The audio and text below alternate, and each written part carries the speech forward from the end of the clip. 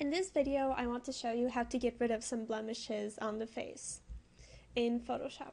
So here I have a picture of my friend, and she has some blemishes on her forehead and on her nose and on her chin, and we can get rid of those. We can make the picture look more natural and maybe even magazine-like.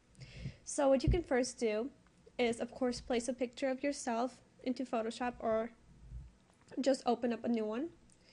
And we will be using the blur tool, the sharpen tool, the smudge tool sometimes, the dodge tool, the burn tool, the sponge tool, and of course the spot healing brush tool, which is super effective.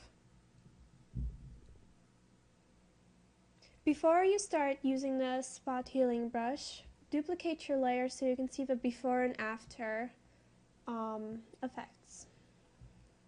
So duplicate layer. Okay, so once you have a new layer, you can start using your spot healing brush tool. All you have to do is go over the spots. So here we go. And start slowly removing them.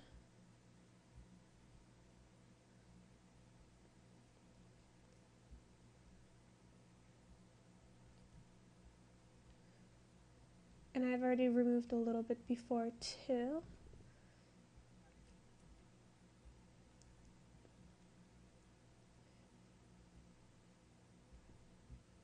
Don't worry about the shine, because we can fix that later, as long as we can get the blemishes out. We can even go as far as removing the lines out too. That's how powerful Photoshop is. It just blurs it out, which is really nice because you can see how soft it looks now. So once the face is nice and clear, we can start smoothing it. So what you can do is you can play with the blur tool.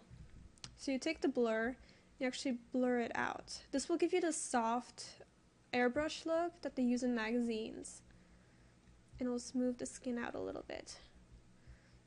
And like I said, don't worry about the highlights, because we can change the highlights at any time, as long as we blur it out a little bit.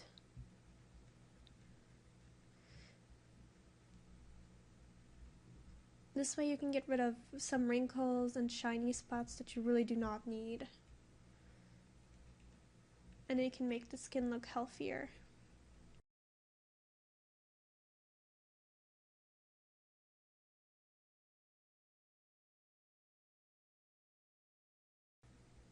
So once you're satisfied with the amount of blur that you want to use, you can continue to the next step.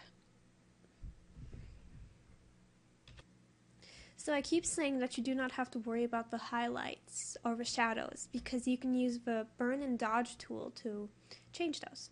All you have to do is go into your dodge tool settings and make sure your exposure is less than 50, because if your exposure is at 100%, you will see white lines like this, and you do not want that. So edit, undo, and change it, make it lower than 50. Some, and do the same for your burn tool too. So this way we can brighten up the sides of her eyes, give her more highlights and eye color, which makes your eyes actually look bigger.